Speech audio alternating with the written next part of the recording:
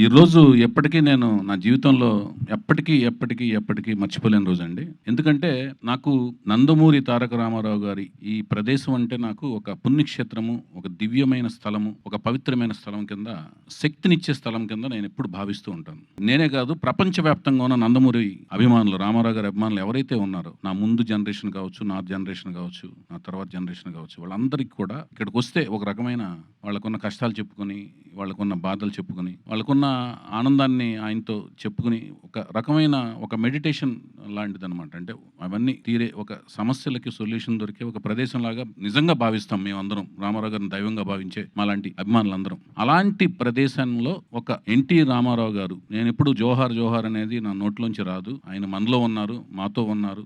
మరణం లేని జననం, రామకృష్ణ గారు చెప్పినట్లుగా, మేమందరం భావిస్తున్నట్లుగా ఆయన ఎప్పుడు మనతో ఉన్నారు. తెలుగు జాతి ఉన్నంత వరకు ప్రతి వ్యక్తిలోనూ ఉంటారు, చరిత్రలో ఉన్నారు. రాయబోయే చరిత్ర ప్రతి చరిత్రలోని ప్రతి పేజీలోనూ ప్రతి పంక్తిలోనూ ఉంటారు ఆయన.